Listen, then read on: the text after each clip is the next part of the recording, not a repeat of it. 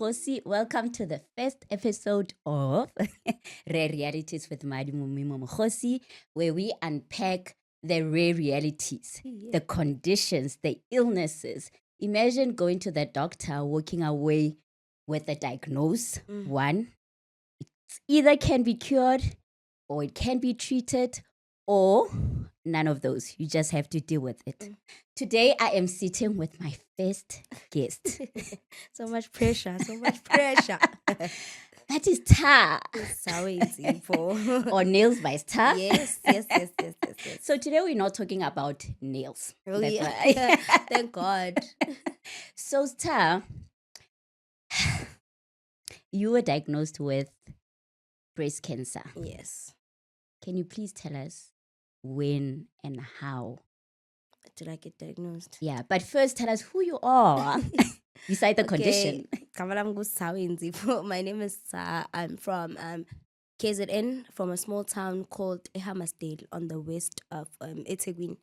I grew up there. I grew up in KZN. I've been there. I only moved to Joburg, I think 3 months ago. So I'm new here. I'm from Durban, J. So I am 20. I always forget my age. I'm 26. I'm 26 years old. I am a mom of one. I am an entrepreneur and nail tech.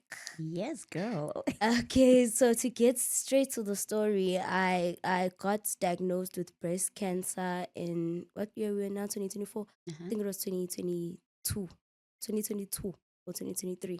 How I got the diagnosis was, one day I woke up, my left breast is so much bigger than my right breast. And it was abnormal. Like, it looked so much bigger than the right breast. So I just went to the emergency room in one of the hospitals in Durban, and firstly they do like an examination with my hand. They checked with their hand, they checked the breast, and then they felt a lump on my breast. And they were like, "Did you notice you have a lump?" I was like, "No." But let me tell you something. I did know I have a lump, but I was just about to ask. but because with me, I've never gotten sick prior to the diagnosis. I took it very lightly. I just thought, no, man, like, it can't be, like, you see cancer on TV. It can't be. It's just, I thought it's because I was breastfeeding. I thought it's the milk and it's gonna dissolve. Oh, okay. So I did not think it's cancerous. So I just ignored it. But you shouldn't do that. You shouldn't do that. You should, like, always be self-aware and know your body, so you avoid things like that. So they found a lump on the breast, and we went through a series of tests, like over, I think, 2 or 3 months, to confirm that it is indeed breast cancer. Because seeing my age, and for the fact that there's no family history of breast cancer, so they did not want to believe that it was cancer. So we had to go through extensive testing, and they did. One day I got a call from a doctor. It's like, "This is Dr. Who and who, I'm surgeon."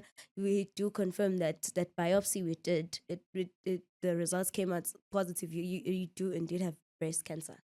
It is quite interesting because this is weird. Back in 2019, I did a lumpectomy surgery. What's that?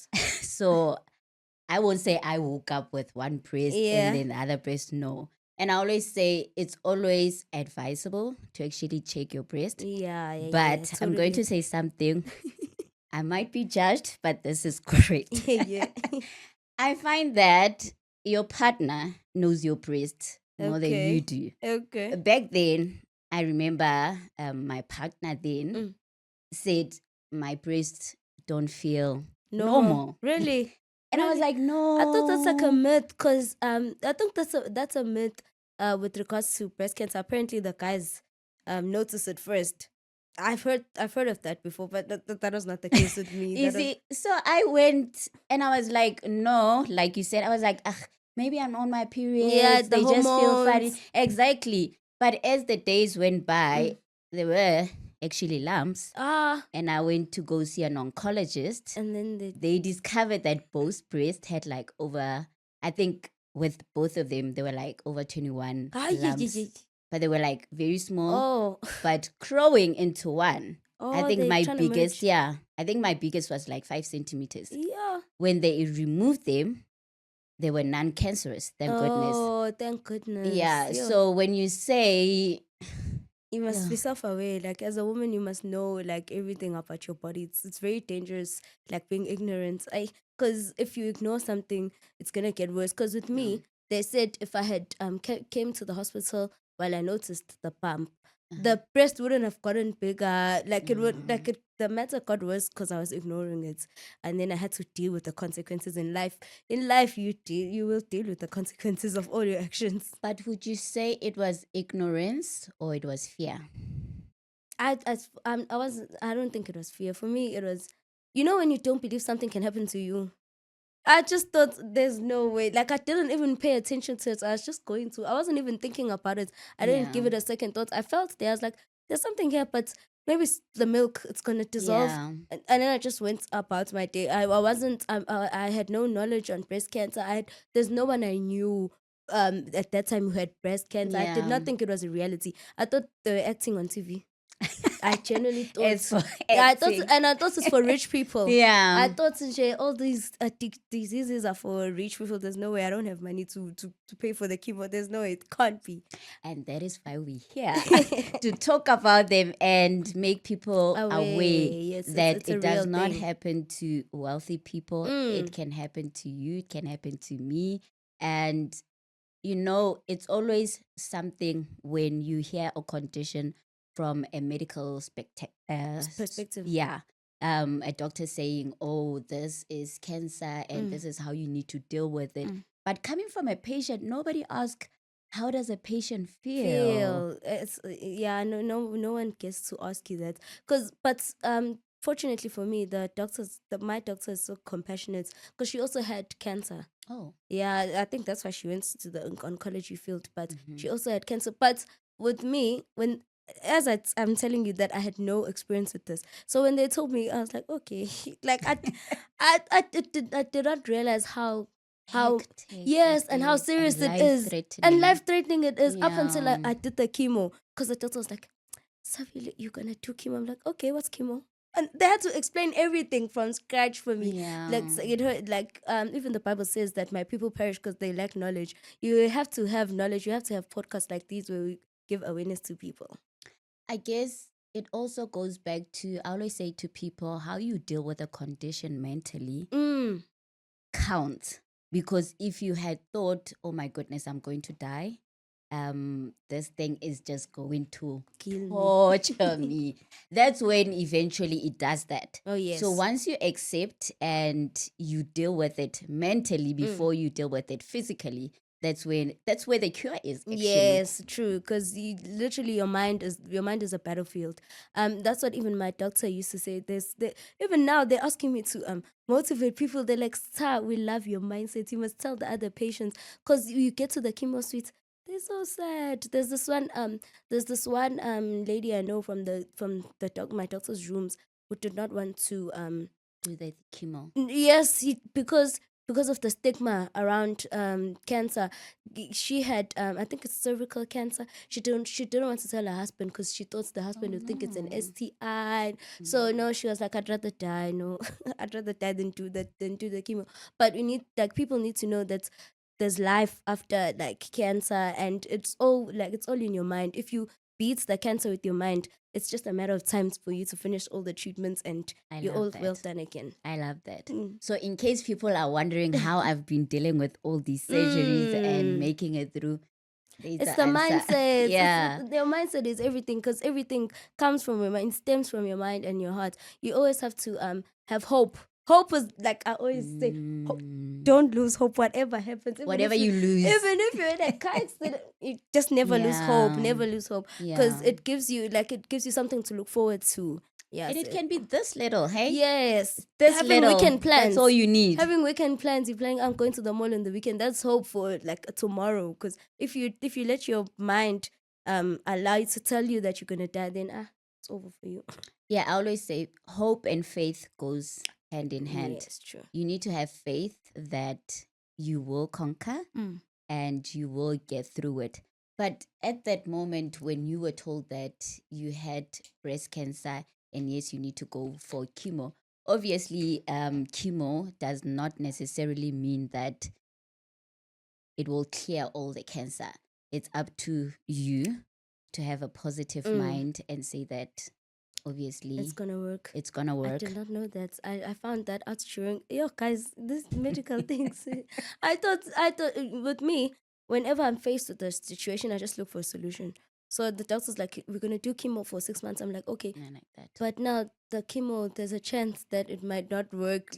I did not know that. So, but fortunately for me, I did the chemo for the first 3 months, and then testing, because the doctor has to feel the lump every time, and they could notice that it was gradually going smaller. down. And I think it's just God's grace, because by the time I finished with the chemo before the surgery, the lump was already gone. Oh, nice. But they decided they want to remove the breast. I had to remove the entire breast because they were scared it's gonna come back. I was just about to say that, you know. So, but fortunately, the chemo worked. It wasn't just for nothing, because that thing is hard. Yo, the chemo, I don't wish to do that again. It's very hard. Cancer is my biggest fear, in a sense that it's not the cancer that actually can kill you, but the treatment. It's the treatment on its own. Because treatment. I've seen people going through the chemo and not actually surviving. Because apparently, the chemo kills cancer cells, but it also kills other cells.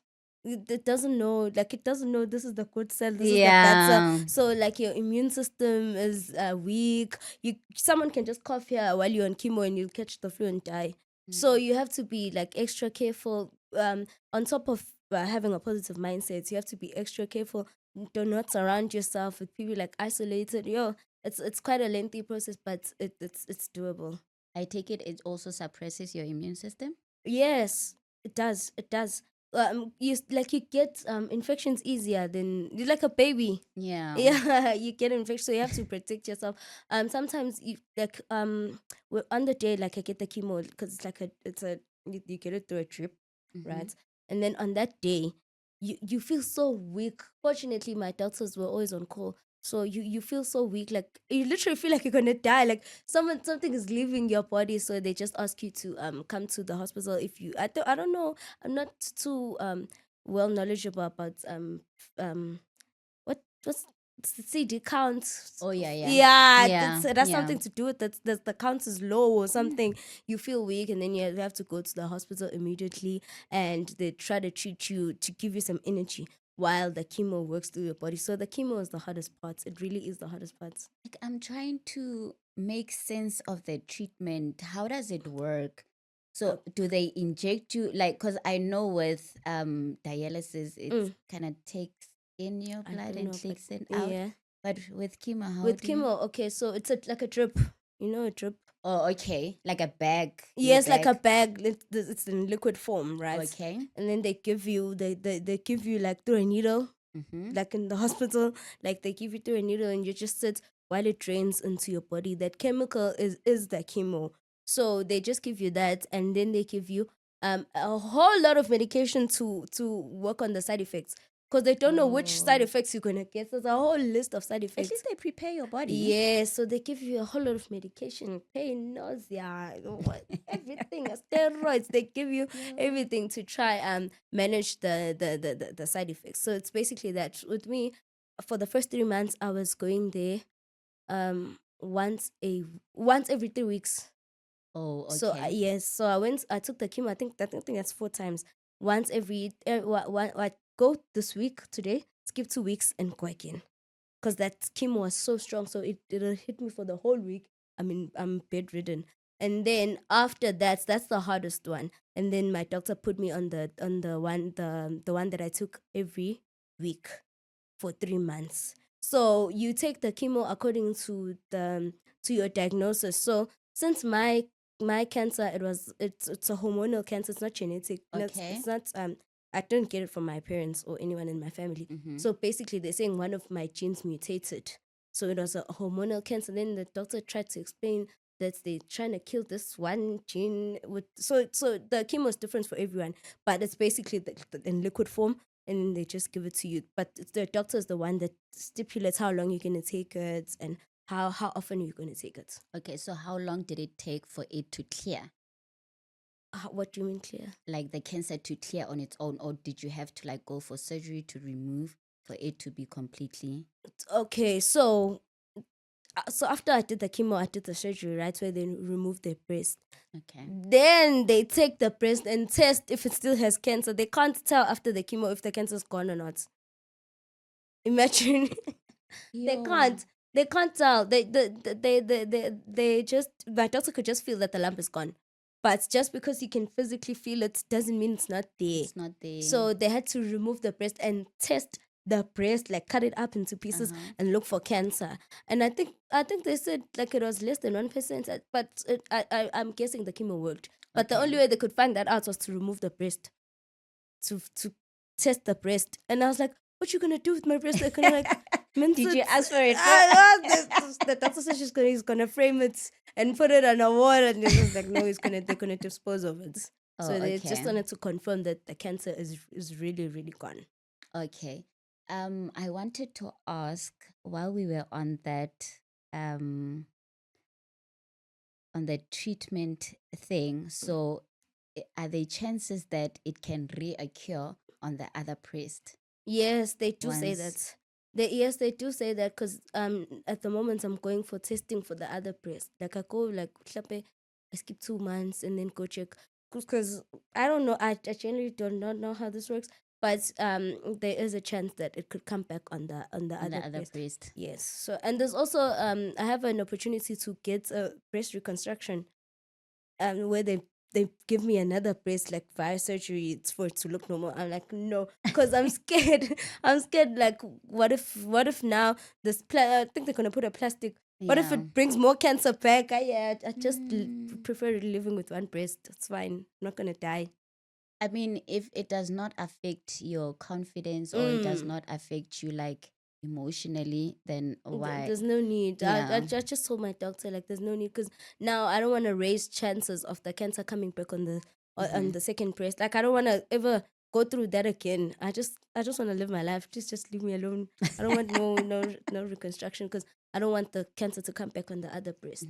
And if you do, God forbid, are you prepared to go through it again? Yeah.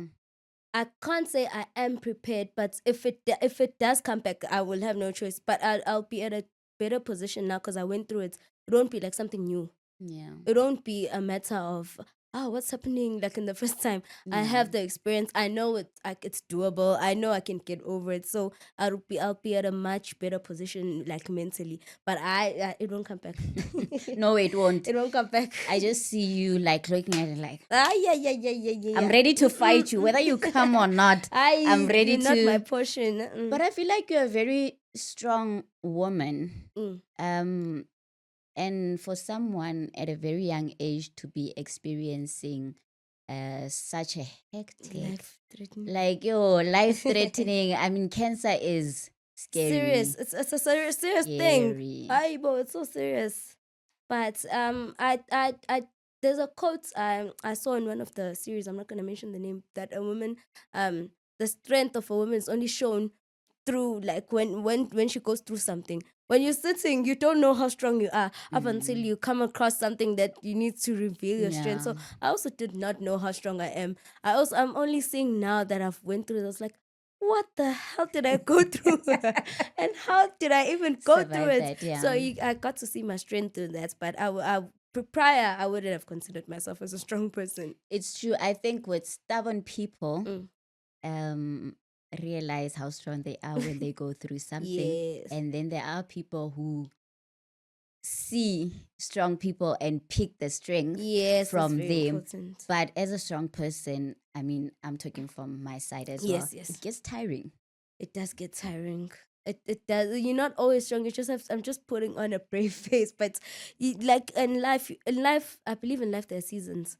There's a season to cry. There's a season to laugh. There's a season to be strong. So I believe in going through the motions. If I'm feeling strong today, that's perfect. If I'm feeling weak, if I feel like I want to disconnect from the world, I'm just gonna do that, because I believe in, like, there's there's seasons in life. You don't always have to be brave. You don't always have to be strong. Yeah, that's what I believe in. Yeah, that's what I think the past 2 years, I've told my friends and family, I'm tired of being strong.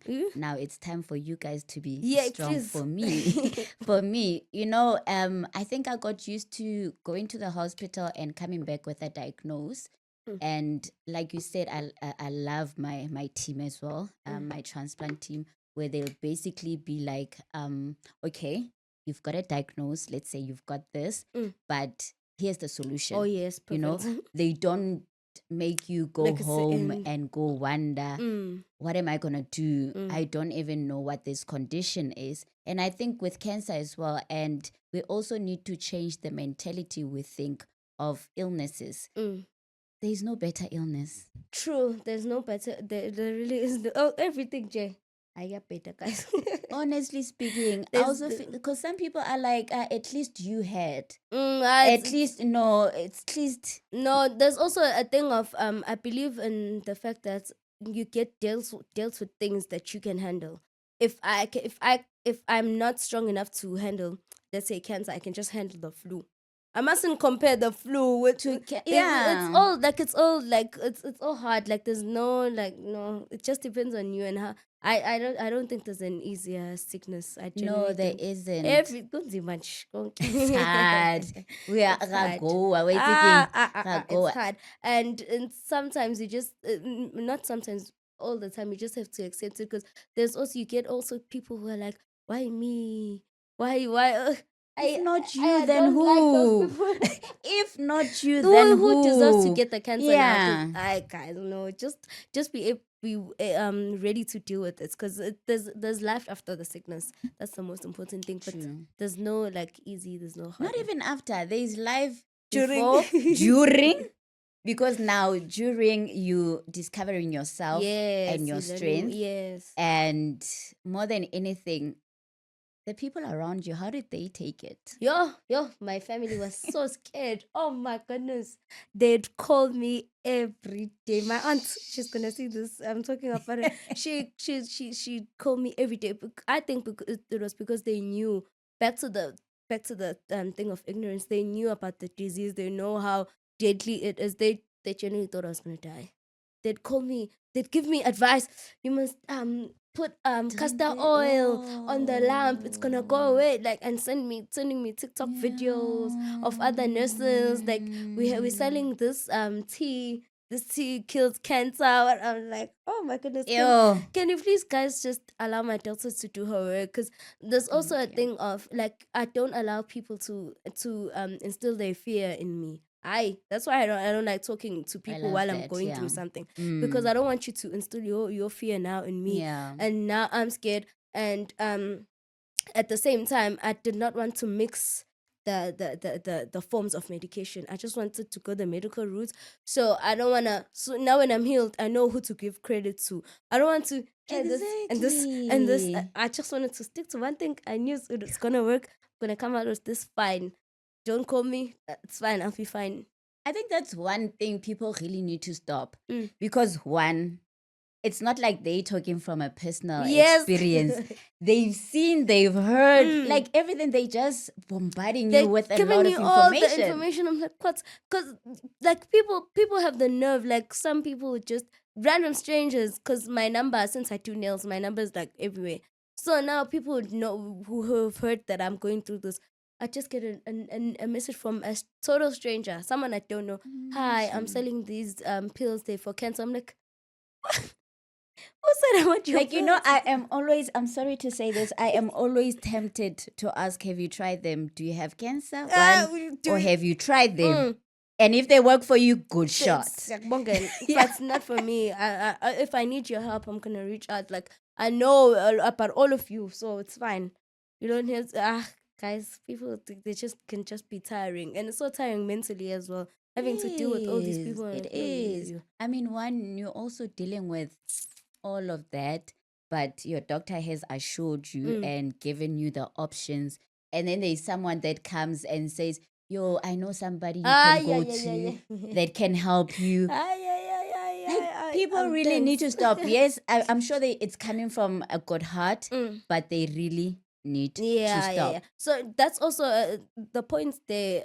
Is that even I don't care about your good hearts. I'm not gonna lie, because now you're prioritizing your good hearts over over. I don't Yeah. care if it's coming from a good heart. Just try to hold yourself. It's not about you. Don't try to be the main character. It's about me. So I don't care about your good Exactly. hearts. Just leave me alone. People forget that I love you said it's about me. Me. It's not about them. It's not about your intention. Yeah. It's not about your intention. It's about me. And it's really not, because when you were diagnosed, you were alone Alone, in and that I'm gonna have to deal with consultation this room. alone. Yeah.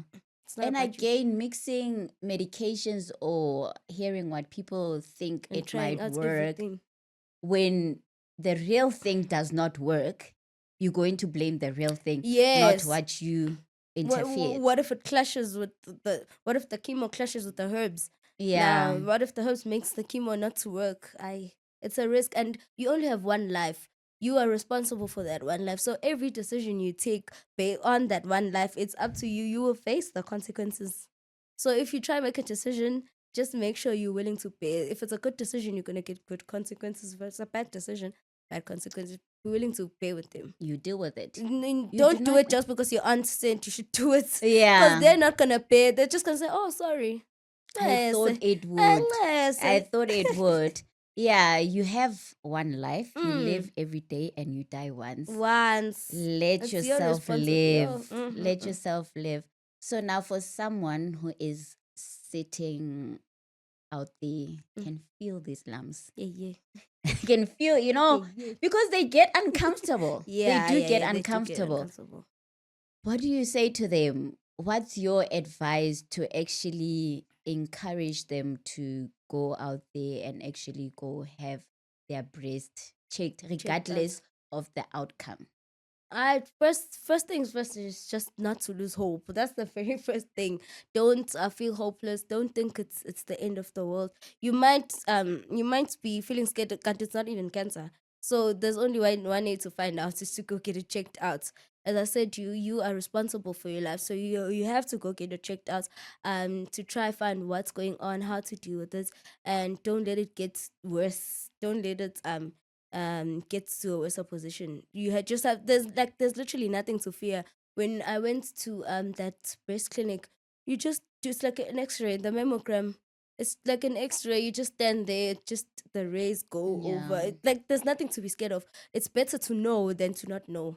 You're in a better position if you know. If you know, yeah. Then not to know, I get it. It's a dangerous position to be in. So it's just get it checked out.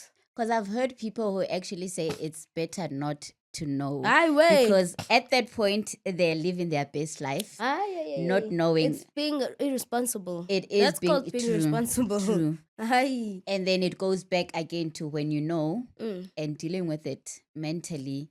Quickly, and then you can just live your life. And you continue with your life. You continue. It's literally not the end of the world. You're gonna live your life. It's better to know. I feel like it's better to know. I'm voting for knowing. True. Knowing. Knowing. It's better to know. It's better to know it's what you're better to know, dealing yeah. with. And then, so I take it you had breast cancer while your baby was still like a newborn and you were still breastfeeding. She was like, I got diagnosed. I think she was like 3 months, 3 or 4 months old. I take it you stopped breastfeeding? Yes, I stopped. Okay, so what happened was, right, I was pumping the milk. Like I had my breasts were producing a lot of milk. So if you open my fridge, you just find milk. No mince, no force, nothing. You just find milk. So I was pumping the milk and freezing it. And when the baby was like a few days old, my nanny would just defrost the milk. She wasn't feeding straight from the base. No. I was pumping them because I failed. I tried to teach her to latch on. She did not want to latch on. There was also a thing of when she was first born, I was at home, right? I went back home for like a month. Then my aunts, like I have a big family, my aunts would be taking care of the baby. I was just sitting, trying to heal from the C-section. So they'd give her the bottle. So she wasn't used to the breast. So when I went back to my house and tried to breastfeed her, she wasn't. She's just used to the bottle. So the nanny was defrosting the milk and then giving it to the baby. So I was pumping a lot of milk up until I got to the point where I wanted to to mix the formula and the breast milk. That's when I noticed the lump now, because I stopped pumping the breast, and in my mind I thought if you don't pump it, it's not gonna produce. Yeah. So like I did not take any medication to stop the milk from producing. I didn't take any pills. I just stopped, and I started giving my baby the formula. So in my mind I just thought maybe it's the milk that wants to come out. So it wasn't, for me, it wasn't a huge challenge to get the child to like adjust, because she was used to the bottle already, but she was just having breast milk. I am such a believer. Like, I'm listening to your story and I'm thinking to myself, God does things at his own timing. Yes, it is so mysterious, because literally he prepared you in a way.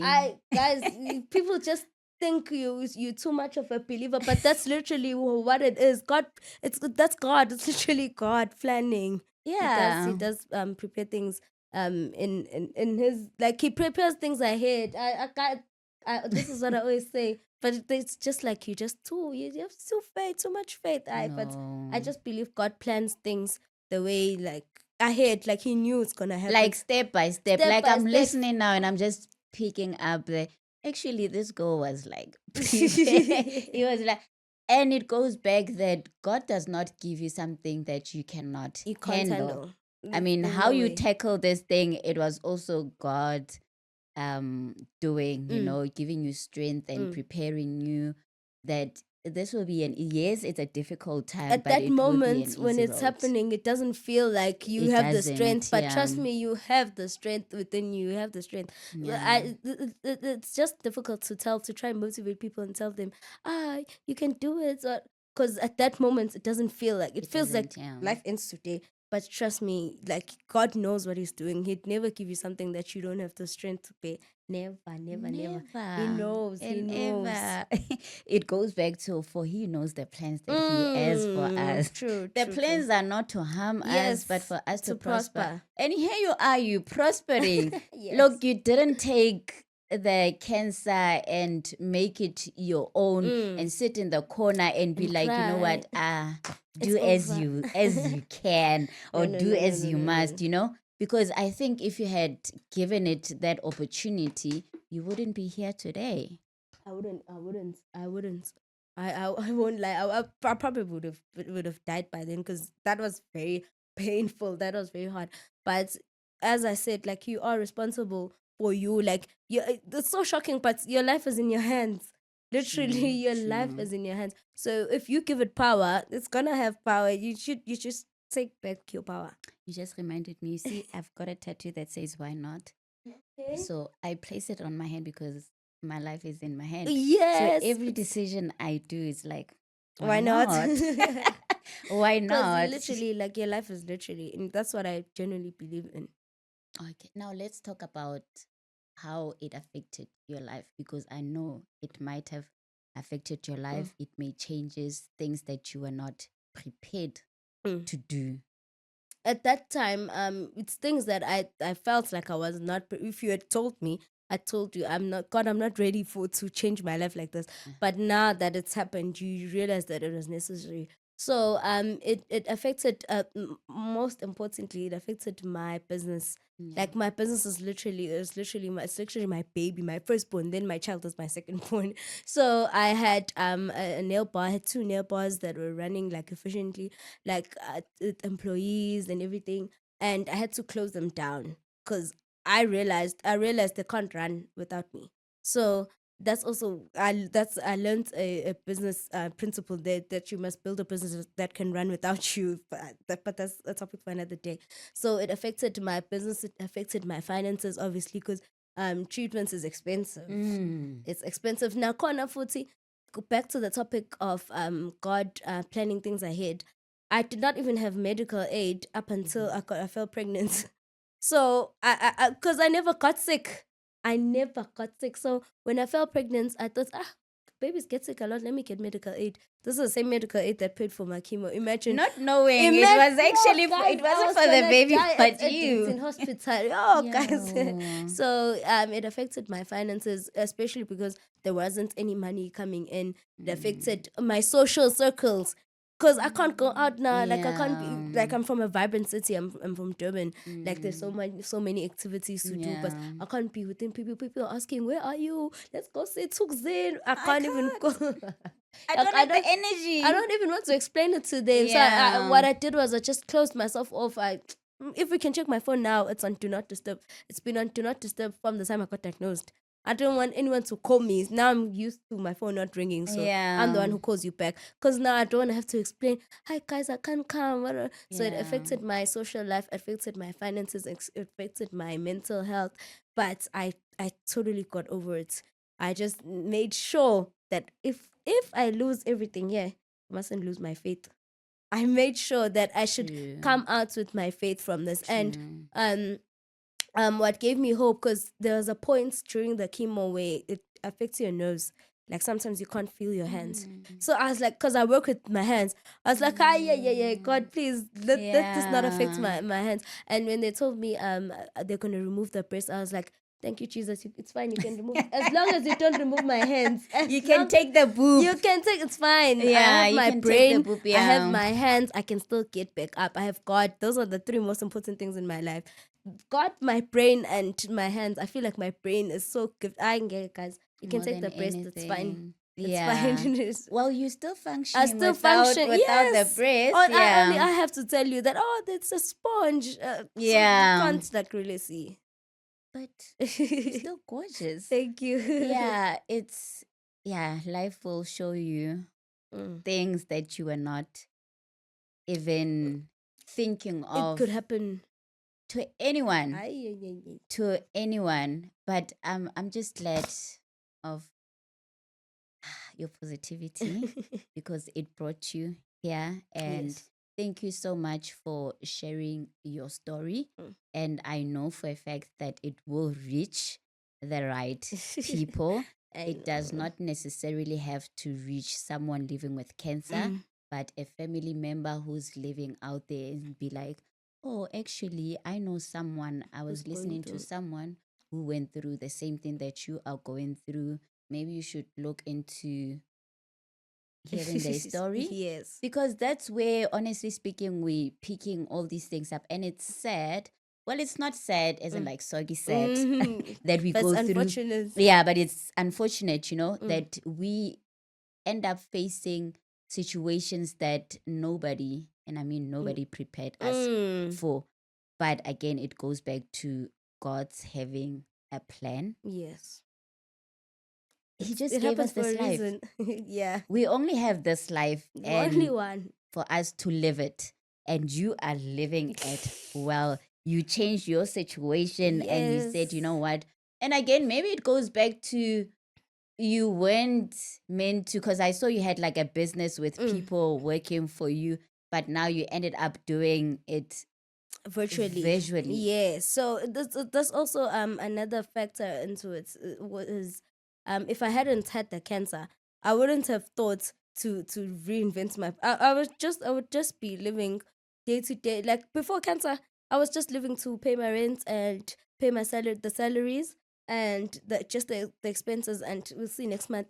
Now having the cancer changed my mindset into thinking, what the hell, you should plan for your future. You should have like a vision. For I did not have a vision. I just as long as I'm not in debt, I'm fine. You're But fine, yeah. after the diagnosis, after I beat cancer, my mind changed, and I thought, as in, one, you have to always lean onto God. Whatever happens, never lose your faith. I got into like making visions, planning for your life. What are your 6 months goals? Yes, like living a life of purpose. Yeah. Before the cancer, I had no purpose. I did not even know my love purpose. Finding your purpose through Through a the sickness, condition. yes, Yeah. you get to Yeah. like, God will put things like that for you to actually find your purpose. Because now even now, I'm not saying I'm living a great life, like my business is booming, no. Yeah. But I find comfort in the fact that I'm living in my purpose. I don't even know. I don't worry. I'm one person who doesn't worry. I'm never worried, because if you live in your purpose, you don't worry. Like, it's back to the verse of the birds. Like, the birds don't worry what they're gonna eat, because they're being birds. Like, birds just fly, just do what you meant to. Like, finding your purpose is very important. And it was unfortunate that this had to happen, but I'm at a point where I'm grateful now that I had the cancer. Yeah. Because even if I did not have the cancer, you wouldn't even know me. Like, Exactly. yeah, like I would just be like a regular nail tech. Now I'm the nail tech of the country. I love that. Yeah. We're gonna turn that into a nation. Yes. Like worldwide. I Yeah. love that. Anything you want to share? With regards to what? Because I feel like you literally just gave us everything. Yeah. But anything that's out there that you would like to share with anybody, it can be any condition now. It doesn't have to necessarily be cancer. I Someone living know. with cancer. I don't have any. I'm not someone who's into medicine and all those things. So I just know about cancer because I went through it. Yeah. But that's all I know. All I know is that Jesus is king. That's all I know. That's all. That's all. That's all that matters. That's all that matters. Yeah. And we are his children after Yes. all. Yes. I love it. Thank you so much Thanks for having me. sharing your story. And this is not the end. Yes, definitely. I just know probably next time I'll have you with my nails done. Everything did. Yeah. But yeah, from us, thank you so much, guys, for tuning in. Until next time. And yeah, that's Thank about you. it. Bye. Bye.